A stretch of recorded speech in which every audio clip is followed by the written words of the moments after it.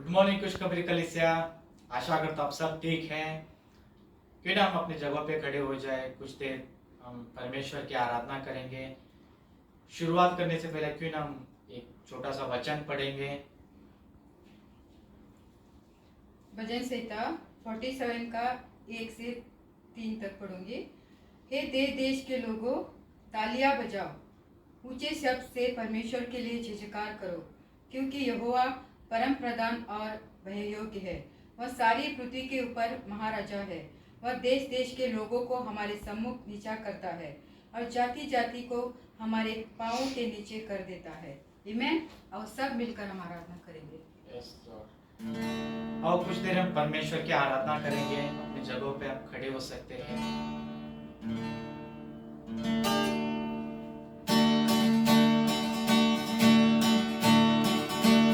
आराधना में छुटकारा, आराधना में चंगाई, आराधना में छुटकारा, आराधना में चंगाई। शरीरात्मा में शांति आनंद देता है, जहाँ से प्यारा प्रभु। शरीरात्मा में शांति आनंद देता है, जहाँ से प्यारा प्रभु। तू प्रार्थना करे, आराधना करे, वो अच्छा है, कितना भला है। तू प्रार्थना करे, आराधना करे, वो अच्छा है, कितना भला है। छुटकारा पाए हमेशा, हमेशा छुटकारा पाए हमेशा। और सब मिलकर गए। छुटकारा पाए हमेशा, हमेशा छुटकारा पाए हमेशा। मांगोगे तुम्हें मिलेगा, ढूंढोगे तुम पाओगे। मांगोगे तुम्हें मिलेगा, ढूंढोगे तुम पाओगे।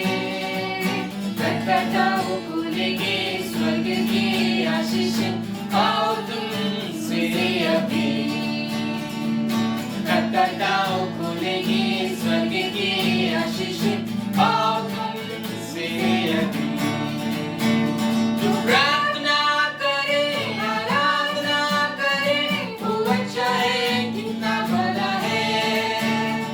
तू प्रार्थना करे, आराधना करे, वो अच्छा है, कितना भला है। छुटकारा पाए हमेशा, हमेशा छुटकारा पाए हमेशा।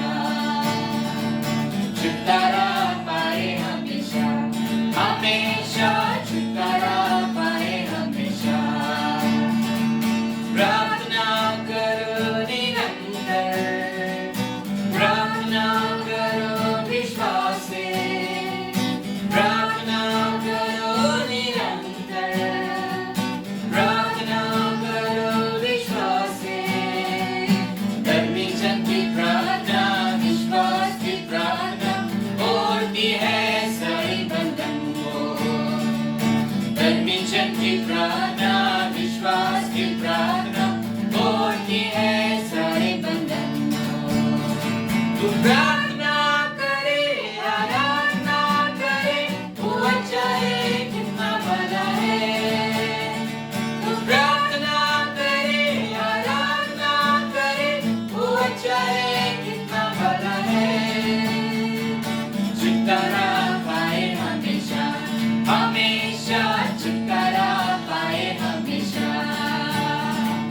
छुटकारा पाए हमेशा, हमेशा छुटकारा पाए हमेशा। और सब मिलकर गए। छुटकारा पाए हमेशा, हमेशा छुटकारा पाए हमेशा।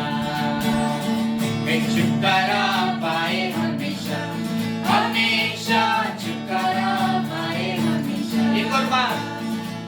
छुटकारा पाए हमेशा, हमेशा छुटकारा पाए हमेशा। एक और बार। छुटकारा पाए हमेशा, हमेशा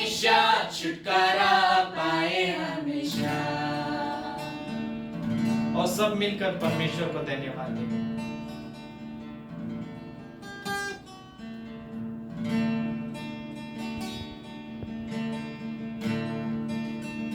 सच है प्रभु, आराधना में छुटकारा, आराधना में चंगाई, शरीर प्राण आत्मा में शांति आनंद देने वाला सिर्फ तू है प्रभु। हम तेरी स्तुति करते, तेरी ही आराधना हम करते। सचमुच प्रभु, धर्मी जन की प्रार्थना को सुनने वाला तू है प्रभु। धन्यवाद करते प्रभु, धन्यवाद धन्यवाद धन्यवाद।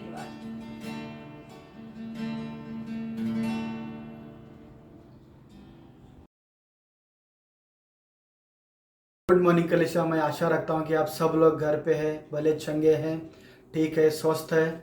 हम देख रहे हैं इस समयों में थोड़ा सा मार्केट खुल रहा है, फिर से बिजनेस वापस थोड़ा थोड़ा करके स्टार्ट हो रहा है। हम खुशी के माहौल में आ रहे हैं और हम देख के कि हमारे जीवन में इन पिछले काल में जो दूसरी जो लहर जो आई थी, हम भाई बहनों को बहुत सारा चोट पहुंचा उसके द्वारा, और फिर भी परमेश्वर ने इस संकट के समय में भी हमारे साथ रहा और हमें सहायता किया, हमें हर एक वस्तु से मदद किया। हो सकता है वो एक बहन के द्वारा हो सकता है एक भाई के द्वारा, एक दोस्त के द्वारा, हो सकता है एक सरकार के द्वारा। परमेश्वर ने बहुत सारे तरीके से आप और हमारी मदद किया, और परमेश्वर इस संकट के समय में भी आपके साथ में भी है, हमारे साथ में भी है। इस संकट के साथ में हम रहते हुए उस परमेश्वर के लिए हमें सज धज के रेडी रहना है। जैसे कि हम देखते हैं कि इस महामारी ने जो है रोजमर्रा जिंदगी को हमें हिला दिया, वैसे ही कलीसिया को हिलाने के लिए झूठी शिक्षा आई है। झूठी शिक्षा जो कहते हैं, वे लोग कहते हैं ये करोगे तो वो प्राप्त करोगे, ये करोगे ये प्राप्त करोगे। आप लोगों को मैं बताना चाहता हूँ, आप और हम जो है प्रभु परमेश्वर के बच्चे हैं। वे लोग कहेंगे बच्चे बनने के लिए आपको ये करना पड़ेगा, वो करना पड़ेगा। प्रभु यीशु ने स्वयं हम पर अनुग्रह किया। उसने कहा कि तुम मेरे बच्चे हो, तुम मेरे संतान हो। उसने अनुग्रह से हमें बना लिया, लेकिन हमें हो बनने के लिए, कुछ करने के लिए नहीं कहा। हम हैं, उसके बच्चे हैं। और कई सारे झूठी शिक्षा जो कलीसिया को हिलाने के लिए जो आते हैं, वे लोग कहते हैं ये करोगे तो आप ये स्वर्गीय स्थान प्राप्त करोगे। नहीं, प्रभु ने हमें कहा कि विश्वास में बने रहो तो आप स्वर्गीय स्थान प्राप्त करोगे। देखते हैं बहुत सारे झूठी शिक्षा जो है हमें हिलाने के लिए आई है, कलीसिया को हिलाने के लिए आई है। तो आप लोगों के सामने में इसीलिए ये वचन को लेकर आया हूँ। आप मन ठान कर बैठिए, वचन सुनिएगा। अब मैं आप लोगों के सामने एक कहानी बताऊंगा। एक पति पत्नी की कहानी है। पति का मैं आपको थोड़ा सा बताऊंगा कि इंट्रोडक्शन दूंगा। पति जो है बहुत ही सुंदर है, और पति के गुण जो है वो एक सच्चा है और खरा है, और वो संयम से काम करता है, और वो धीरज से काम करने वाला है। पति का गुण मैं आप लोगों के सामने रखा। और पति जो है बहुत ही पावरफुल, ताकतवर है। और मैं अभी पत्नी का उसका गुण बताऊंगा। पत्नी भी बहुत ही सुंदर है, और पत्नी के गुण के अंदर से बताऊंगा। पत्नी जो है एक मूढ़ी है और चंचल है और आदरणीय नहीं है, और वो सुहावनी भी नहीं है। तो ये कहानी आप लोगों के सामने लेकर आऊँगा, एक पति पत्नी की। और जो पति जो है पत्नी से कुछ कहता है, और पत्नी जो है दूसरा ही करती है। सुनती तो है लेकिन करती दूसरा है। तो कई बार पति कुछ कहता है और पत्नी सुनती है और दूसरा ही कर बैठती है। तो पति को इतना तंग करती है। पति ने कुछ पल के लिए उसको छोड़ दिया, उसके मूड के अनुसार उसको थोड़ा सा समय के लिए छोड़ दिया, कुछ क्षण के लिए। तो वो पति जो है उस प्रदेश में उसको पत्नी को छोड़ दिया क्षण भर के लिए। वहाँ पर वो रहने लग गई, और वहाँ पर रहने लग गई। वहाँ जब जैसा कि हम देखते हैं ना, पति का साया उस पर नहीं है तो दूसरे जो नज़र जो है उस पर ऑटोमेटिकली आकर पड़ जाता है। तो वहाँ के प्रदेश के लोगों का उस पत्नी पर नज़र पड़ गया। उस पर क्या बोलते हैं ना, बहुत सारा बुरा बर्ताव हुआ और उसको गुलाम बनाकर रखा गया। और पत्नी जितना सहने के बाद पति को चिल्लाने लग गई, मुझे बचाओ, मुझे बचाओ, मुझे यहाँ से बाहर निकाल। पति को चिल्लाने लग गई। और पति जो है सुना, एक हीरो की तरह आया वहाँ पर उस प्रदेश में, आकर वहाँ पर उन लोगों को मारा, भगाया और उसके बाद में उस पत्नी का हाथ पकड़कर वहाँ से बाहर निकाला। पत्नी को जो है उस जगह से बाहर निकाला, उस दंदल से, उस गुलामी से बाहर निकाला पत्नी को। तो उन जो डाकू लोगों को मार कर भगा एक हीरो की तरह, और वहाँ से निकाल कर आगे ले चला। जैसे ही वहाँ पर आपको थोड़ा सा मैं पीछे लेकर जाऊँगा, बताऊँगा कि जब वहाँ से छुड़ा कर लाया, पति जो उससे वादा किया, पति जो है उससे वादा किया, मैं तुझे कभी ना छोड़ूंगा और कभी ना तुझे त्यागूंगा। और उसे कहा कि मैं तुझे ऐसे जगह पर लेकर जाऊंगा, वहाँ पर तुझे बहुत सारे कमी ना हो, उस जगह पर मैं तुझे लेकर जाऊंगा। पति ने उससे वादा किया, तुझे कभी ना छोड़ूंगा, कभी ना त्यागूंगा, और तेरी बेहतर रीति से मैं तेरी देखभाल करूंगा, और तुझे हर एक वस्तु से मैं तुझे भरपूर करूंगा। और पत्नी ने भी इसमें कहा, वादा किया कि हाँ, मैं तेरी बातों को सुनूंगी, तुझे अपना पति मानूंगी और तेरी इच्छा के अनुसार, तेरी मर्जी के अनुसार चलूंगी। पत्नी ने भी वादा किया। जैसे ही वहाँ से देखते हैं कि उस प्रदेश से लेकर जो उस जगह पर लेकर जाने के कहा था पति ने, वहाँ जाने से थोड़ा सा रास्ते में थोड़ा दूरियाँ था। तो जैसे ही रास्ते से जा रहे हैं, पत्नी वहाँ पर फिर से कुछ कमियां के कारण, तू कैसा पति है, मुझे पानी नहीं पिला सकता है, वहाँ पर उंगली दिखानी स्टार्ट कर दी पति को। और कुछ 4 कदम बढ़े, तू कैसा पति है, मुझे खाने के लिए दे नहीं सकता है। तो बार बार उस पति पर उंगली उठाना, बार बार उसका निरादर करना। ऑटोमेटिकली उसने क्या किया, जो वाचा जो बांधा था वो तोड़ दिया। उस वादे को क्या कर दिया, तोड़ दिया। उसने ही खुद अपने मुंह से कहा था कि मैं तुझे अपना पति मानकर चलूंगी और तेरे आज्ञा मानूंगी। उसने ही खुद क्या कर दिया, उस आज्ञा को तोड़ दिया। हम देखते हैं कि पुराने नियम में जो भी होता, 2 तरफा से एक कॉन्ट्रैक्ट साइन होता। हम देखते हैं कि खुद पत्नी ने उस वादे को तोड़ा। उसने कहा था कि पति से कहा था कि मैं तुझे अपना पति मानकर चलूंगी और तेरे वचन के अनुसार चलेंगी और तेरा आदर करूंगी और तेरे आज्ञा के अनुसार चलेंगी। उसने खुद उस आज्ञा को तोड़ दिया और वो उससे दूर हो गई। और जो पति जो उसने कहा था कि उस देश में लेकर जाऊंगा, अगले दुल्हन को वो उस देश में पहुंचा दिया। एक कहानी यहाँ तक बताऊंगा, रोकूंगा। और आप लोगों को, कई लोगों को याद आ गया होगा मैंने कौन से वचन के द्वारा आपको बताया। कई लोगों को याद आ गया होगा, कई लोगों को समझ में आ गया होगा, कई लोगों को समझ में नहीं आया होगा। तो उसके लिए हम वचन देखेंगे, वचन के द्वारा आपके सामने स्टोरी रखूंगा। हम वचन पढ़ेंगे यिर्मयाह 31 से 32 तक हम वचन पढ़ेंगे। फिर यहोवा की यह वाणी है, सुन, ऐसे दिन आने वाले हैं जब मैं इस्राएल और यहूदा के घराने से नई वाचा बांधूंगा। वह उस वाचा के समान न होगी जो मैंने उनके पुरखों से उस समय बांधी थी, जब मैं उनका हाथ पकड़कर उन्हें मिस्र देश से निकाल लाया।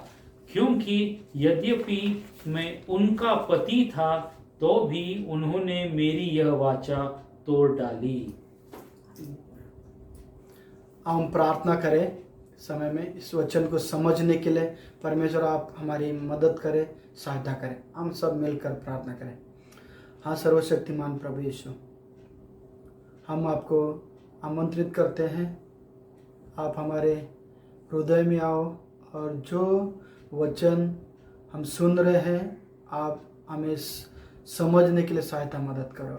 और ऐसे ही मैं अपने लिए मांगता हूँ परमेश्वर, मैं जो भी वचन बांटूंगा यहाँ पर हर एक भाई बहन जो बैठे हैं उनके हृदय तक पहुँच सके। ये प्रार्थना प्रभु यीशु के नाम में मांगता हूँ, आमीन। जैसा कि हम इस स्टोरी में देखा, इस वचन में देखा कि स्वयं परमेश्वर ने क्या किया, जो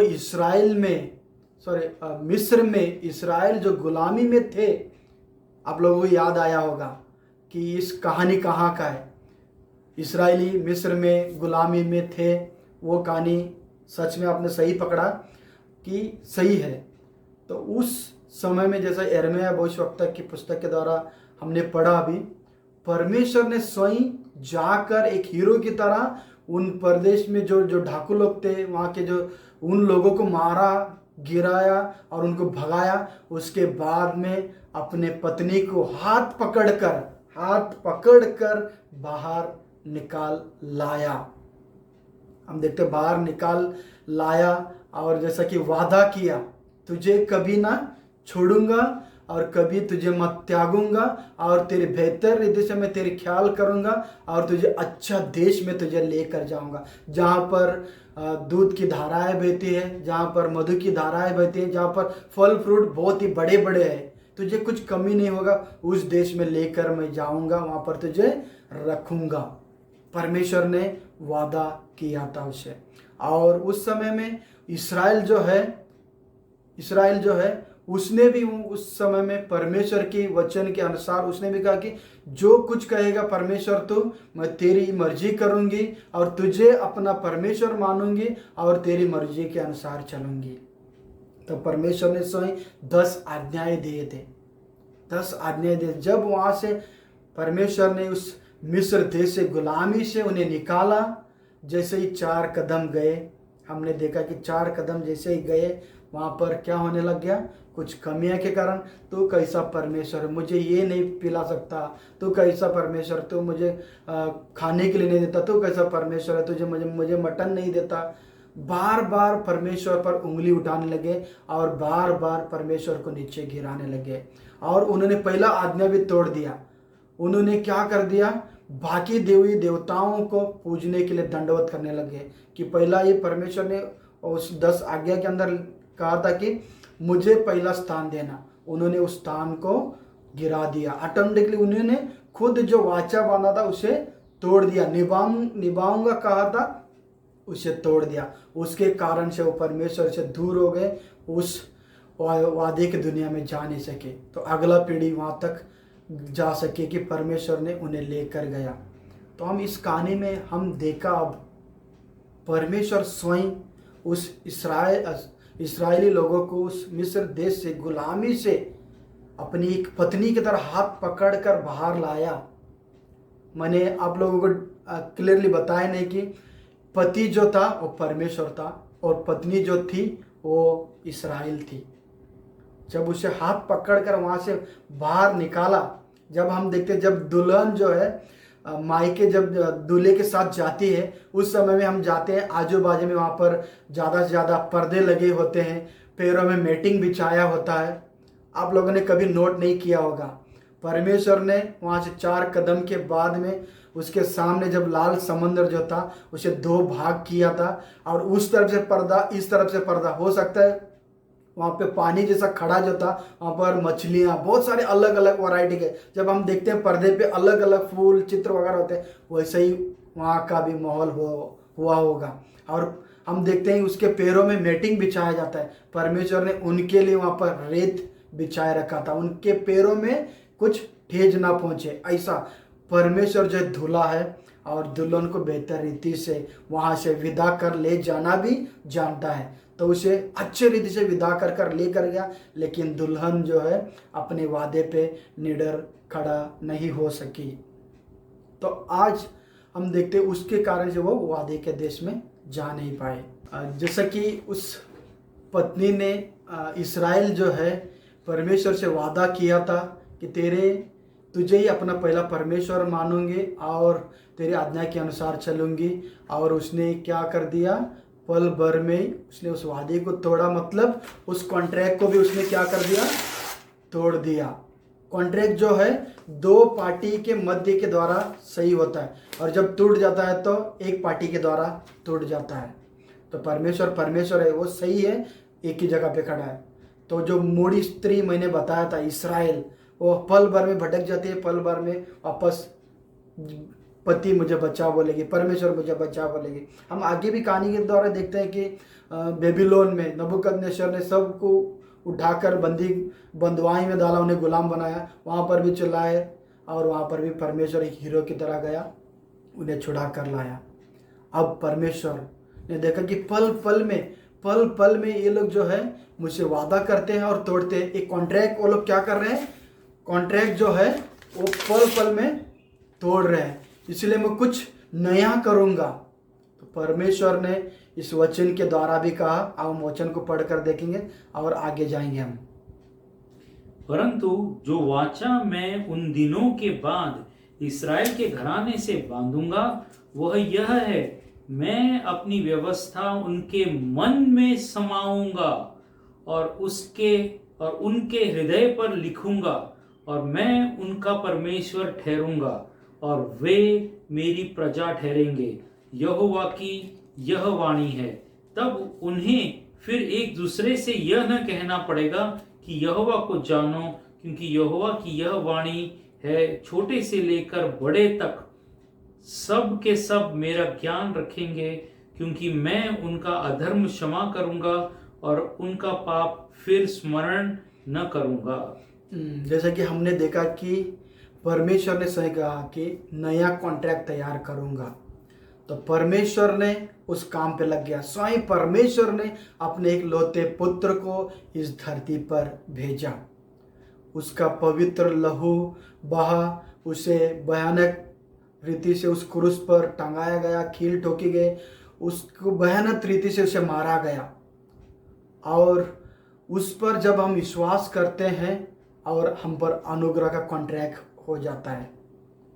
पहले जो था व्यवस्था का कॉन्ट्रैक्ट था, हम बार बार तोड़ रहे थे, अब अनुग्रह के कॉन्ट्रैक्ट में आ गए।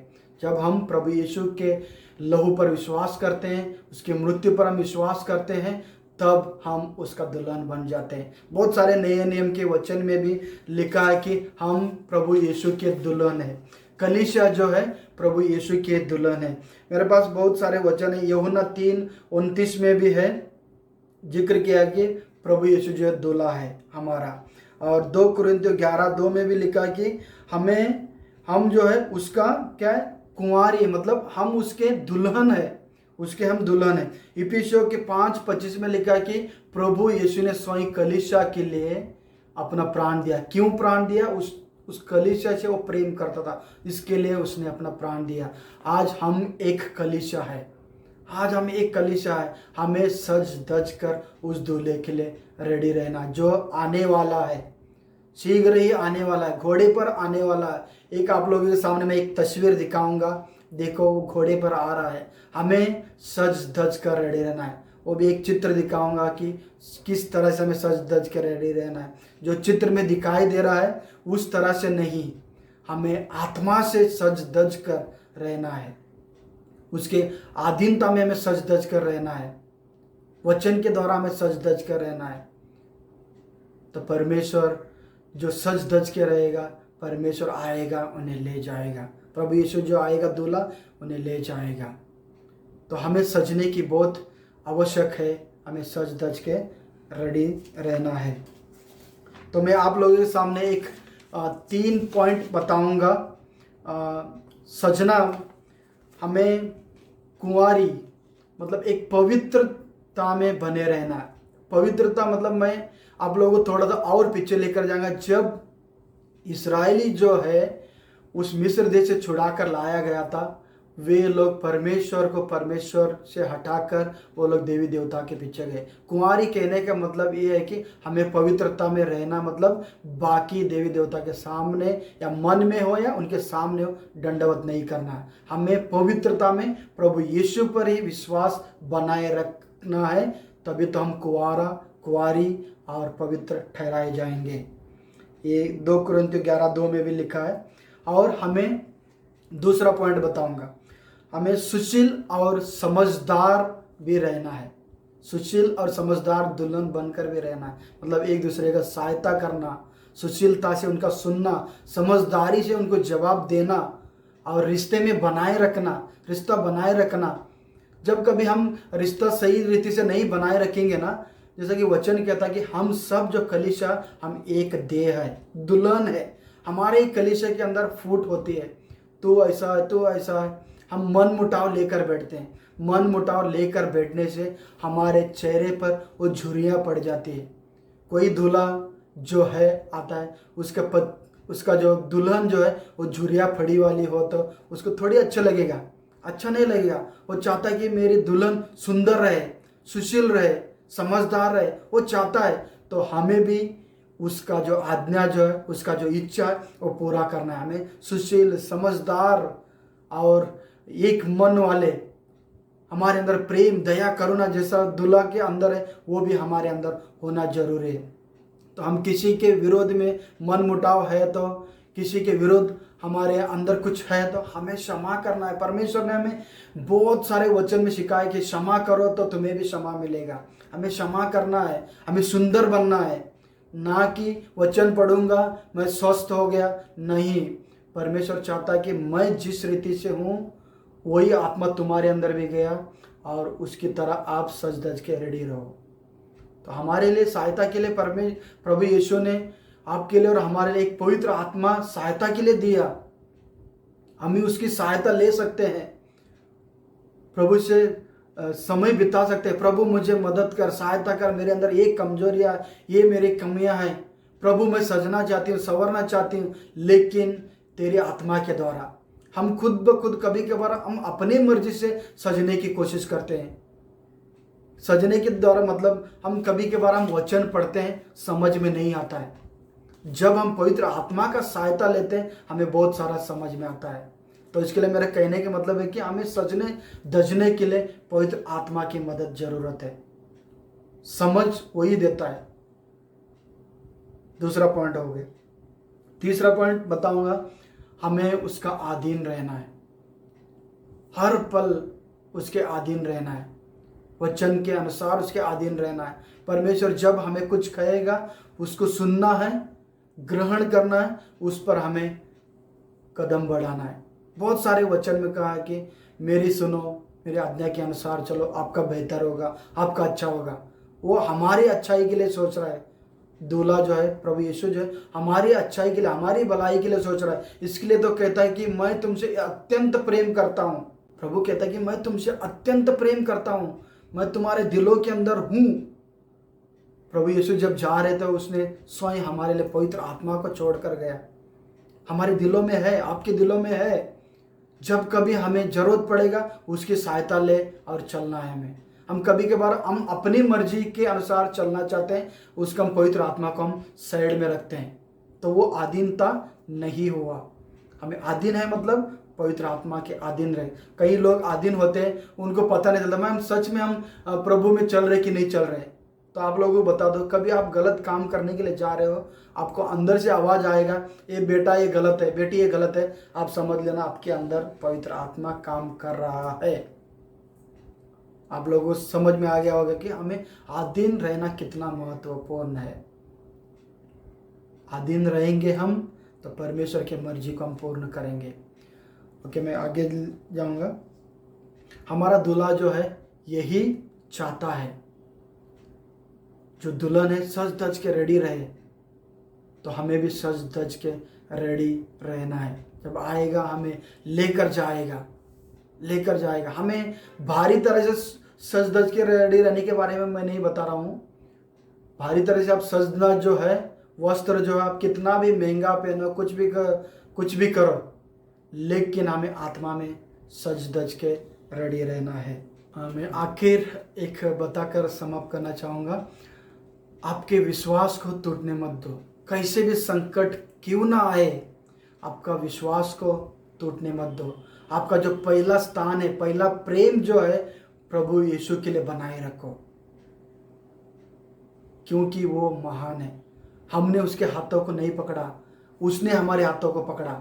जैसा कि हमने कहानी के द्वारा हमें एक पत्नी की तरह हमें उस दंगल से बाहर निकालना जानता है, क्योंकि वो शक्तिशाली है। मैंने बताया था कि उसका गुण वो पावरफुल है, वो संयमी है। वो संयमी मतलब जो भी गड़बड़ी काम नहीं करता, वो धीरज से काम करता, उसके सारे अंदर वो खरा है, सच्चा है। लेकिन हमें क्या करना है, उसके वचन के अनुसार चलना है। भले कितना भी संकट आए, कितना भी कष्ट आए, उस समय में भी हमें प्रभु के लिए निडर खड़ा रहना है। हम सब मिलकर प्रार्थना करें। हाँ, सर्वशक्तिमान प्रभु यीशु, आप महान हैं, आप सर्वशक्तिमान हैं। आपने इस संसार के लिए अपना पवित्र लहू बहाया, अपना पवित्र देह दे दिया और आपने हमें उस दंदल से निकाला, उस चिकड़ से निकाला, उस पाप की जगह से निकाला और हमें उद्धार दिया। उसके लिए हम आपको धन्यवाद देते हैं। ऐसे ही हम आपके पास चरणों में आकर हर एक भाई बहन मिलकर हम आपके पास आते हैं। हमारे अंदर कमियां हैं, उस कमियों को दूर कर और हमारे अंदर वो आत्मा भर, ताकि तेरे लिए हम खुश कर सके, सुंदर दुल्हन बन सके। हमें मदद कर पवित्र आत्मा, हमारी सहायता कर, ताकि हम आपको खुश कर सके एक सुंदर दुल्हन बनकर। जैसा कि आपने हमें आज्ञा भी जो दिया है, धरती के छोर तक जाओ, तुम मेरी वचन सुनाओ, सुसमाचार सुनाओ, उन्हें आज्ञा मानना सीखा। उसमें हम कमज़ोर हैं, लेकिन उसके लिए हमें तो उस वरदान से भर, ताकि हम खड़े रह सके, तेरे वचन को बांट सके और बहुत सारे लोगों को तेरे करीब ला सके। परमेश्वर, ये प्रार्थना प्रभु यीशु के नाम में हम दुआ मांगते हैं, आमीन।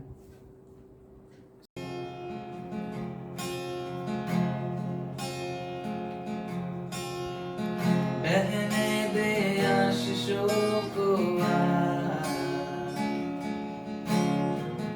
फिर से नया कर दे, खोने दे कुछ में मुझे, तू तो के शुद्ध कर दे। प्यासा हूँ तेरे लिए, जीवन का जल पिला दे मुझे। प्यासा हूँ तेरे लिए, जीवन का जल पिला दे मुझे। तेरे सामने झुकता हूँ, तेरे आगे रोता हूँ, मेरे दिल की हर एक बात तू जानता है। तेरी मर्जी मुझ में हो, मेरा हर दिन तेरा हो। यीशु तेरे ही लिए मैं जीऊंगा।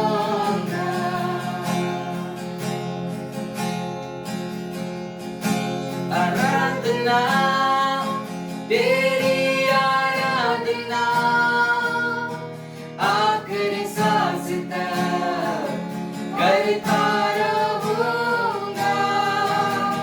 तेरे ही नाम को मैं महिमा सारी जिंदगी देता रहूंगा।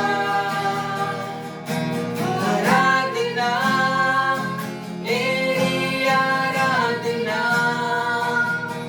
आखिरी सांस तक करता रहूंगा। तेरे ही नाम को मैं महिमा